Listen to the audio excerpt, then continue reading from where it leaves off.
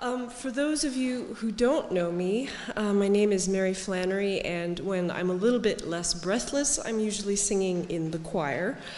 And when I'm not singing in the choir, I am a professor of medieval literature.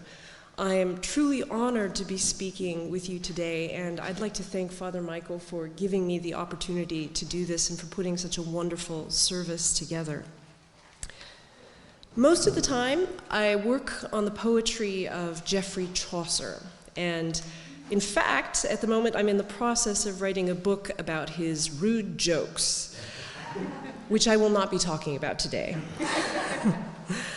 Today, I would like to talk about an English poem that was composed more than 1,000 years ago.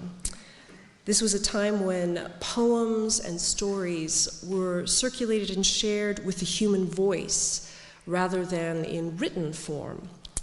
And I'd like to begin by reading out the first few lines of that poem. I'll do so first in Old English, and then I will give you the modern English translation.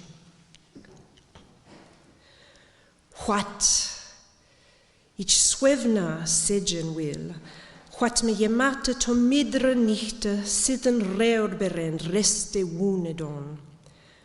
Thuchte me dat ich jesaue sylik retreo on luftladen, leurte bewunden, beama bertost. All that Bärtchen was begotten mit gold. So, I of dreams best will tell, of what I dreamed in the middle of the night when voice-bearers were at rest. Methought I saw a most wondrous tree borne up into the sky, wrapped in light, brightest of beams. All that beacon was drenched with gold. These are the first few lines of an Old English poem that we now know as the Dream of the Rood, and that could be translated essentially to the Dream of the Cross. So it's a poem about a dream in which the cross tells the story of the crucifixion from its perspective. And by listening to part of the poem being spoken aloud just now, and you'll continue to do so, I hope, and indulge me with a few more lines later, you've actually just heard it as it would have been heard more than 1,000 years ago, which is as an oral performance before a large gathering. Because at this time, literature was actually a public event. It wasn't a private experience of reading alone. And the most complete written copy of the poem survives in a 10th century manuscript that's known as the Vercelli book, and it has that Italian name because it's been in Vercelli, Italy, since sometime in the 12th century, although nobody is quite sure how it got there. Remarkably, though, some parts of this poem are also inscribed on an 8th century stone cross, which is located in Ruthel, Dumfriesshire, and it's now known as the Ruthel Cross. And if you look on the front cover of your bulletins, you will actually see a photo of this cross. It's immense. It's so big that it actually has to be put into a pit in the church, several feet down, so that it fits under the ceiling. And I'd like to thank Helena for including that photo on the bulletin.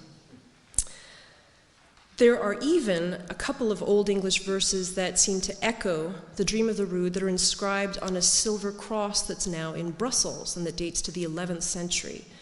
And I mention all these details to you because it's truly miraculous that we have an Old English poem which has survived in many different forms and different places. In fact, the bulk of Old English poetry survives in just 4 manuscripts in the entire world. So the Dream of the Rood is really a unique piece of literature. But it may well have been composed and performed centuries before it was ever written down, in the earliest years of England's conversion to Christianity. And this was a process that began at the end of the 6th century and continued throughout the 7th century. Now, at this point in history, England was primarily peopled by Germanic tribes who had migrated to England's shores sometime in the 5th century. And these are the tribes known as the Angles, the Saxons, and the Jutes. and they would soon become known as Angelkune, or the English. There was never a nation, tribe, or race known as the Anglo-Saxons. That's simply a term that is used to distinguish those Saxons that settled in England from those on the continent. And in fact, medievalists, such as myself and some other colleagues, are pushing to replace the term Anglo-Saxon as a scholarly term, and I'm deliberately choosing not to use it today. That's not only because the term Anglo-Saxon is misunderstood, but it's also because it has been used for some truly reprehensible purposes, such as to support baseless arguments for white supremacy. The early English people, in fact, consisted of multi-ethnic communities that were structured around kinship and lordship. Family loyalty and loyalty to one's lord were cornerstones of these societies and of the heroic ideals that are found in their literature today. These values resulted in a society that was strongly communal. Fellowship mattered above all else. So, for example, the Lord's Great Hall was not just a place for him to feast in private. It was a place and a space where people would gather for safety and for good cheer, as well as to hear songs and poems like The Dream of the Rood performed aloud by bards who were known as shops. This performance context is present in the very first word of The Dream of the Rood, that bizarre sound you heard me utter that sounds a bit like a cough. What? What is a typical opening to Old English poetry. And in fact, if you ever get a chance to look at the Beowulf manuscript in the British Library, they usually display the first page, which has it written out in beautiful big letters, what? It's a word that's difficult to translate, but essentially it is intended as a call to attention. It's an invitation to listen. So it could be translated as hark, listen, or so. As it turns out, for most of the poem, the voice we are meant to hear is not the voice of the dreamer, but the voice of the cross itself. The dreamer narrator tells us that he had a marvelous dream, a swaven, in which he beheld a beautiful cross being lifted into the air, covered in gold and gemstones. And if you want to see an example of this kind of imagery, you can turn to the back cover of the bulletin. And you'll see pictured there a small pendant cross that's formed in gold and has a red garnet at the center. And this is actually part of the Staffordshire hoard, which is the largest treasure that's in gold and silver ever to have been discovered, and most of which dates back to the 6th and 7th centuries. So in other words, when you look at that cross, you are seeing an artifact that survives from the very beginning of England's conversion to Christianity. It's a precious object, but one that might have been intended either for a wealthy or a high-ranking clergyman or for a wealthy layperson. But while the dreamer is looking at this golden cross, he sees the image change. It becomes a cross that's stained with blood and pierced by nails. And as he continues to watch, this image flickers back and forth between the two, sometimes golden and sometimes a blood-drenched cross. He tells us that at times it was with wetness drenched, soaked with blood flow, at times with treasure decorated. Whilum hitwas mit watten bestemed, beswyled with swates gange, whilum mit syntje jegered. It's a mixture of imagery that conveys the dreamer's awe at what he sees. There's a tremendous mix of emotions that come through here. There is wonder and reverence, but also fear, mixed with even a little bit of horror. And I think it's a mix of emotions that you'll hear also conveyed in the offertory anthem that Shauna has chosen for today, and I'm really grateful to her for including it. Even more astonishingly, the cross itself begins to speak to the dreamer and tells the story of how it was cut down and forced to participate in the crucifixion. That was jara you, each that jytte jeman, that each was a how en holtes onende, a styred of stevne minum. Je namen mij there stranje feundas, je worton him there to waverzuna, heten me heura wergas heban. It was once long ago, I still remember it, that I was hewn down from the edge of the forest, removed from my root. Strong enemies seized me. They made me there into a spectacle for themselves, ordered me to hold their criminals up high. And already, from the very moment it begins to speak, the cross speaks from multiple perspectives. It speaks as a witness, but also as a victim alongside Christ. And at the same time, it speaks as a reluctant accomplice in the torture and murder of mankind's Lord, Frean Mankunis, a Lord who, according to the cross, hurries to the cross with great zeal, elna mykle, because he wishes to climb onto it. All the while, the cross describes itself as torn between competing emotions. It repeatedly trembles with fear, but it dares not fall. It feels guilt. At one point, it claims that it could have struck down Christ's enemies. But instead, it stands fast because it dares not go against God's word, overdrichtnes word. Now, all of this is, of course, a very different picture and perspective from those we find in the gospel accounts. It's true that, as we heard in today's reading, the Gospel of John describes Jesus anticipating and speaking about his death to come. He warns his disciples, "You do not always have me." But in all four gospel accounts of the crucifixion, the emphasis is always on what the tormentors do to Christ. They strip him. They place him on the cross. By contrast, the dream of the Rood focuses on the active role that Jesus plays in the crucifixion alongside the cross. Jesus is referred to as a young warrior, Yeong Haleth, who strips himself and climbs onto the cross because he wilde mankune lisen, he would save mankind. And if you ever get a chance to look at early depictions of the crucifixion, you'll notice that this is something that you find in that imagery too. I think we are very often used to depictions of the crucifixion in which Christ has his face contorted in pain, is often hanging limply from the cross, even appears to be dead. But more often, in early depictions of the crucifixion, you will see Jesus standing upright, looking straight out, and even with a kind of muscular body, they tend to depict him as very, very strong as he's hanging on the cross. And this is what we get in the dream of the Rood. We get a picture of Christ as heroic ideal. He is brave, modig. He is a warrior, a bern or haleth. And this would have been a familiar image of lordship for early English people, and one that may well have been useful in the conversion of the early English to Christianity. But what early English audiences also would have recognized in this poem was its emphasis on love, on the bonds of love and loyalty.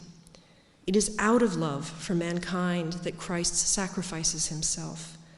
And it's out of love and loyalty to God that the cross stands firm and lets itself be used as the instrument of his torture and death.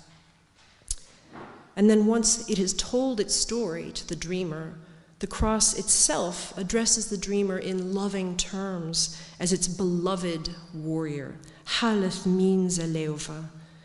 And it reassures him that men need not fear God's judgment as long as they bear on their breasts the cross, the best of signs, Bekna Zelest. These themes of love and fellowship may also be found in the poem's conclusion. At the end of the poem, the final voice that we hear is that of the dreamer himself.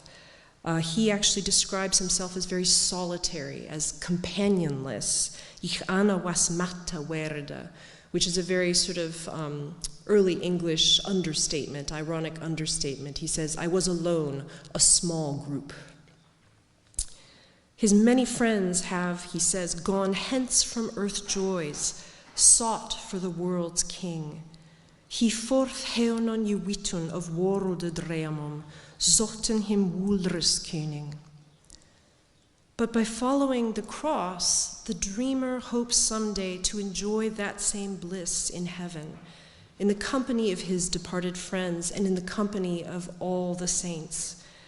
So at the very end, what we see is the poem holding out the promise of the best of all possible fellowships. This is something to anticipate even more than one would anticipate going to the great hall, sitting with one's family, one's kin, one's fellow tribesmen, and listening to songs and poems. By giving the cross a voice, the dream of the Rood offers a vision of Christ as warrior that is defined not by violence, not by force, but by this sense of fellowship and loyalty, love and friendship.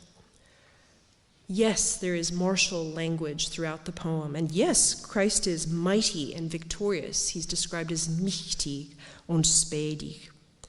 But Christ's battle is won not through violence, but through love and sacrifice, through his eagerness to save mankind, and through the cross's determination to obey God steadfastly. And I would also add that it is by giving the cross a voice that the dream of the Rood conveys the emotional complexity of the crucifixion and the mix of emotions that we have when we look at the cross. The crucifixion is a moment of agony, torment, and loss. It's a moment of collective guilt for mankind. It's a moment that is anticipated by fear and dread, even by Christ himself. It is awful in every sense of the word. But as the poem's conclusion reminds us, the crucifixion is also a moment filled with hope. Hope for the resurrection and hope for the salvation of mankind. The image of heroic Christ is what I chose to talk about today, in part because it is often referred to as the most striking aspect of the poem. It's really what stands out for most readers. But it's also something that must be considered in light of the complex culture to which the poem was speaking. I mentioned earlier that popular misconceptions of so-called Anglo-Saxon identity and culture have often been used for reprehensible purposes. And I think this is primarily because the popular image of Anglo-Saxons and Vikings is that of a people who are defined by violence, by ferocity, by a sort of warrior identity. You may have noticed, for example, in the news coverage of the storming of the US Capitol in January 2020, that several of the people present wore horned helmets and face paint, which was all a clear homage to their supposed Anglo-Saxon Viking roots. And just as a side note, Vikings did not wear horned helmets. Sorry. But this kind of misuse that we see, both popularly and elsewhere, is made possible, I think, in part because of what often goes overlooked among the values of early English society, namely the importance of love, loyalty, and fellowship, those bonds of kinship and lordship, and all of which we see on display in the Dream of the Rood. These are the values that ensure that the cross in the Dream of the Rood is not only a sign of suffering and torment, but also of hope. And it is with hope that I would like to conclude. In the words of the dreamer's prayer, "Zie mij drichten vreund, ze the Heer on earthen throde on them jalwe treo. May God be friend to me, who here on earth suffered on the cross." Amen.